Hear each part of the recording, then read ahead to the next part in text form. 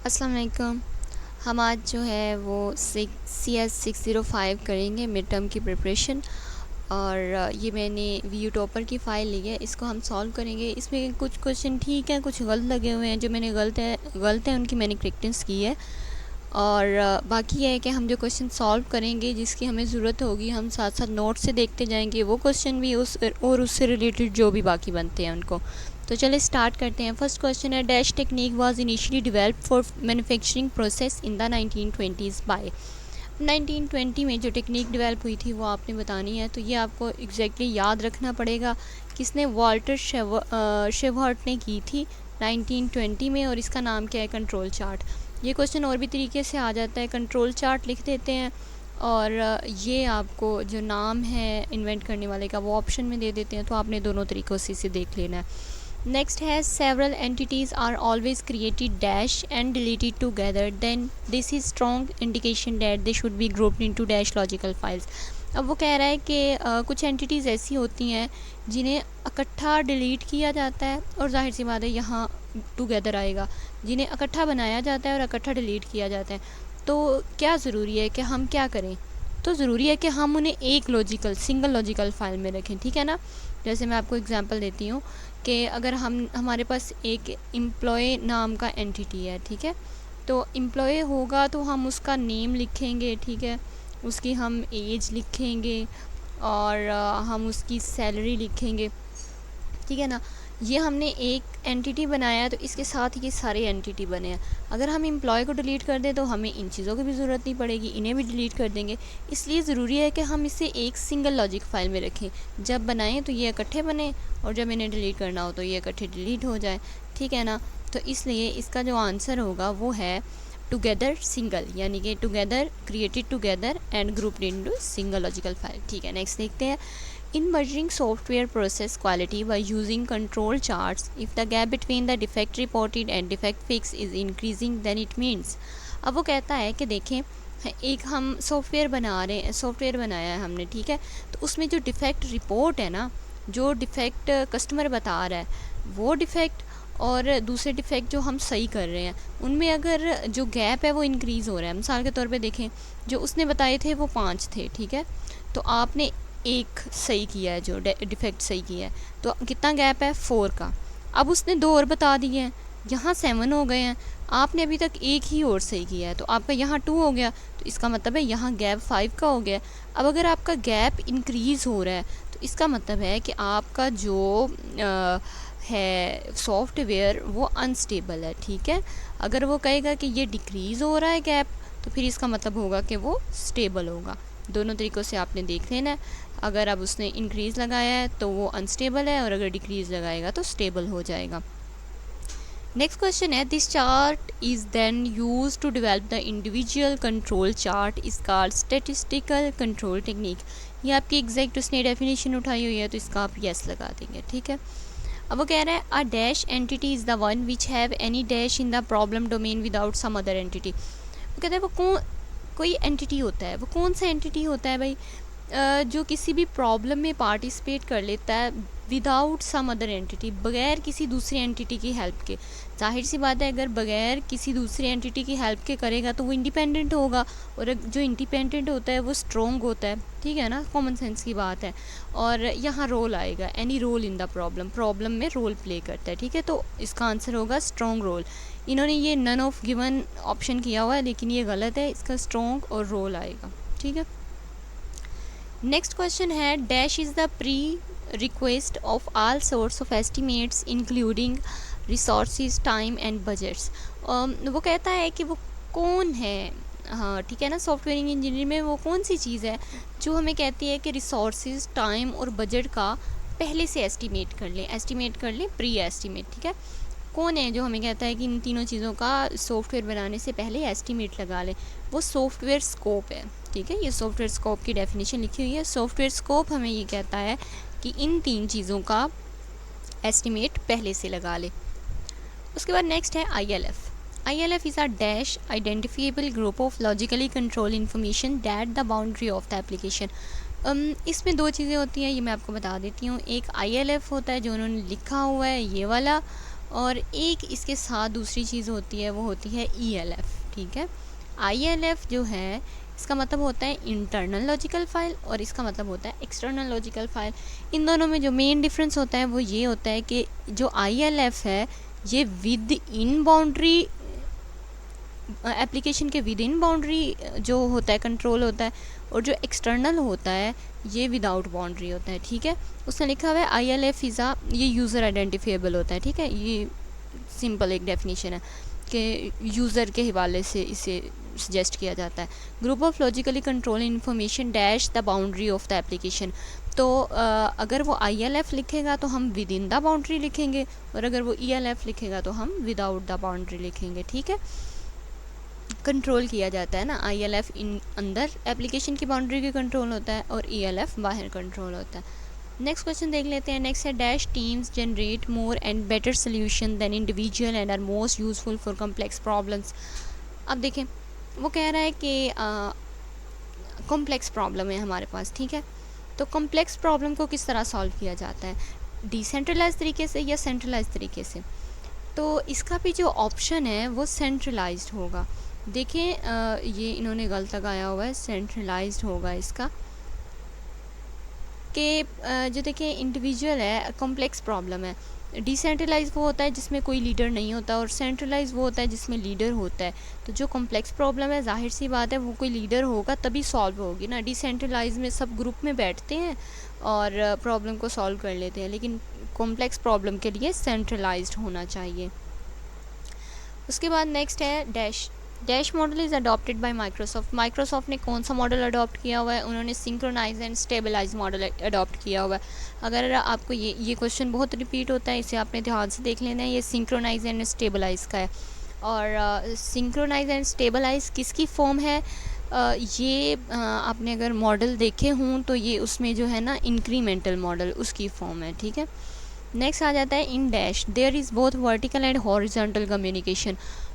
Horizontal और vertical दोनों communication किस में होती हैं, हमारे पास ये तीन होते हैं, कंट्रोल डिसेंट्रलाइज्ड, डेमोक्रेटिक डिसेंट्रलाइज और कंट्रोल सेंट्रलाइज, ठीक है।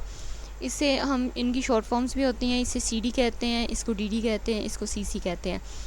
तो इसमें जो ये मैंने एक लिखा हुआ है इसके साथ जो है हॉरिजॉन्टल भी होता है, ठीक है ना। तो कंट्रोल डिसेंट्रलाइज में वर्टिकल और हॉरिजॉन्टल दोनों होते हैं, DD में सिर्फ हॉरिजॉन्टल होता है और CC में वर्टिकल होता है सिर्फ। तो इसका करेक्ट आंसर जो है कंट्रोल डिसेंट्रलाइज्ड होगा। नेक्स्ट वो कहता है the dash model is use to overcome issue related to understanding and capturing of user requirements. कहते हैं वो कौन सा मॉडल है जो अंडरस्टैंडिंग और यूज़र से जो हम रिक्वायरमेंट लेते हैं उसको कैप्चर करने में इजी करता है, उसको कैप्चर अच्छे से करता है। तो ये रैपिड मॉडल होता है। सबसे पहले हमारे पास ना वाटरफॉल मॉडल बना था। वाटरफॉल मॉडल इस तरह का था कि उसमें हम बैक नहीं जा सकते थे। अगर हम आगे जाते हैं ना तो हमें पता चलता है पिछले स्टेप में कोई काम रह गया है तो हम बैक जाके उसे सही नहीं कर सकते।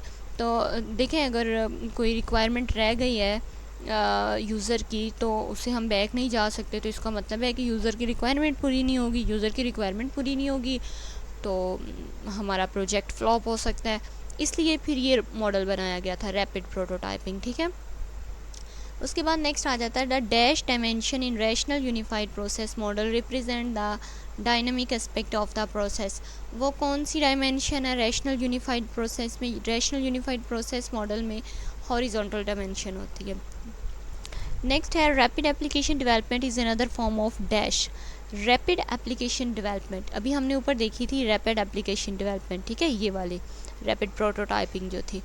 तो इसमें इसको एक और नाम दिया जाता है, उसे प्रोटोटाइपिंग कहा जाता है। इंक्रीमेंटल इन्होंने लिखा हुआ है, इंक्रीमेंटल इसे नहीं कहा जाता। इंक्रीमेंटल मैंने अभी ऊपर जिक्र भी किया था कि इंक्रीमेंटल वो होती है जिसमें हम एक पूरे जो सॉफ्टवेयर है उसके छोटे छोटे टुकड़े कर देते हैं और फिर छोटे छोटे टुकड़ों को सॉल्व करते हैं और फिर उन्हें इकट्ठा करते हैं। तो ये प्रोटोटाइप वो रैपिड एप्लीकेशन नहीं है, रैपिड एप्लीकेशन प्रोटोटाइपिंग मॉडल है। उसके बाद नेक्स्ट है vision phase. Vision phase in software process focus on. Vision phase किस पर फोकस करता है? विजन फेज़ वाई पर फोकस करता है। इसमें और भी फेज़ होते हैं, ये मैं आपको नोट्स से दिखा देती हूँ कि ये जो वी1 फेस है वो वाई पर फोकस करता है, डेफिनेशन वर्ड पर। जो आपका डेवलपमेंट फेज़ है वो हाउ पर फोकस करता है, और मेंटेनेंस फेज़ चेंज पर फोकस करता है। ये चारों आपके एमसीक्यूज़ हैं और चारों इसी तरह आ जाते हैं। ठीक है, अब नेक्स्ट देख लेते हैं। नेक्स्ट क्वेश्चन है हमारे पास, इफ़ रिक्वायरमेंट्स आर अनसर्टेन, अगर हमारे पास रिक्वायरमेंट्स अनसर्टेन हों यानी कि क्लियर ना हों तो कौन सा मॉडल हम यूज़ करते हैं। अनसर्टेन यानी कि क्लियर ना हो, तो अगर हमारे पास जो रिक्वायरमेंट्स हैं वो क्लियर ना हो तो हम प्रोटोटाइपिंग मॉडल यूज़ करते हैं। ठीक है, ये प्रोटोटाइपिंग मॉडल यूज़ करते हैं। यहाँ पे ऑप्शन नहीं लिखा हुआ था इसलिए मैंने नीचे लिख दिया है। वाटरफॉल मॉडल नहीं करते, वाटरफॉल मॉडल सीक्वेंस का होता है, और खैर अनसर्टेन के लिए तो ये नहीं होता। और ये जो RAD है, अगर यहाँ पे अनसर्टेन की जगह सर्टेन लिखा हो तो फिर RAD मॉडल होगा। इसको रैपिड एप्लीकेशन डेवलपमेंट मॉडल कहा जाता है। ठीक है, नेक्स्ट क्वेश्चन है, in capability maturity model CMM how performs optimisation, इसमें कितने लेवल होते हैं। CMM में 5 लेवल्स होते हैं। इसके CMM के 5 लेवल्स जो हैं ये बहुत इम्पोर्टेंट है, और ये बहुत जगह पे जो है ना इन्हें यूज़ भी किया जाता है। इनके समझ लें आपके बहुत सारे MCQs भी आते हैं। ये CMM के लेवल्स लिखे हुए हैं, इनके नाम देख लें, और ये आगे जो 1 वर्ड इनकी डिस्क्रिप्शन है ये आपको MCQs में आ जाती है। इसका फर्स्ट यहाँ इनिशियल है, इनिशियल एडहॉक प्रोसेस है, ये बहुत ज़्यादा MCQs आता है, इसे आप देख लीजिएगा। नेक्स्ट रिपीटेबल है, इसमें प्रोजेक्ट मैनेज किया जाता है। उसके बाद डिफाइंड है, इसमें प्रोसेस की डेफिनेशन की जाती है। मैनेज्ड है, इसमें प्रोसेस की मेजरमेंट की जाती है। और उसके बाद ऑप्टिमाइज्ड है, इसमें प्रोसेस की इम्प्रूवमेंट की जाती है। ठीक है, अब हम नेक्स्ट देख लेते हैं। नेक्स्ट है, software has very close relationship with, software का क्लोज रिलेशनशिप किसके साथ होता है। सॉफ्टवेयर का क्लोज रिलेशनशिप जो है वो इकोनॉमिक्स के साथ होता है। ये इन्होंने आपकी एग्जैक्ट डेफिनेशन उठाई हुई है यहाँ से, ये देखें, software has very close relationship with economics. ठीक हो गया। उसके बाद वो कहता है, dash is the ability to encourage technical people to produce to their best, वो कौन सी चीज़ है जो पीपल को, लोगों को, वर्कर्स को इनकरेज करती है कि आपने अपना बेस्ट देना है हमें। तो इन्होंने यहाँ जो है क्रिएशन लगाया हुआ है, क्रिएशन इसका आंसर नहीं है। मोटिवेशन एक ऐसी चीज़ होती है जो लोगों को मोटिवेट करती है, इनकरेज करती है कि आपने अपनी बेस्ट परफॉर्मेंस देनी है। ठीक है, इसका मोटिवेशन आंसर है। उसके बाद नेक्स्ट है, dash dimension of spiral model represent the cumulative cost of date. Spiral जो मॉडल है उसमें वो पूछ रहा है कि जो स्पाइरल मॉडल है इसकी डायमेंशन क्या होगी। अब देखिए, स्पाइरल मॉडल इस तरह का होता है। स्पाइरल से आपको अंदाज़ा हो रहा होगा कि ये जो एक है ना स्पाइरल, मतलब ये मकड़ी के जाल जैसा होता है, इस तरह करके बना होता है।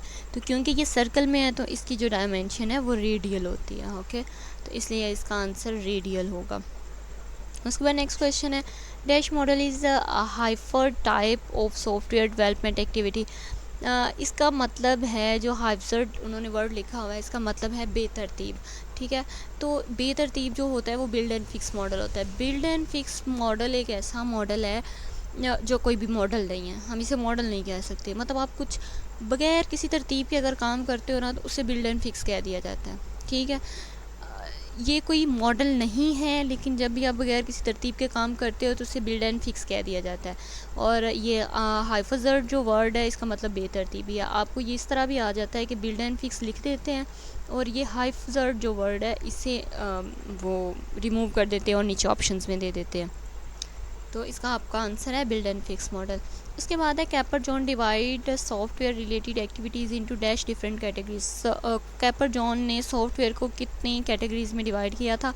इसका एग्जैक्ट आंसर आपकी बुक में लिखा हुआ है नोट्स में। 25 कैटेगरीज़ में उन्होंने डिवाइड किया था, लेकिन ये सारी 25 डिस्क्राइब नहीं है नोट्स में, चंद एक बताई हुई हैं, लेकिन उन्होंने 25 में किया था, ये लिखा हुआ है।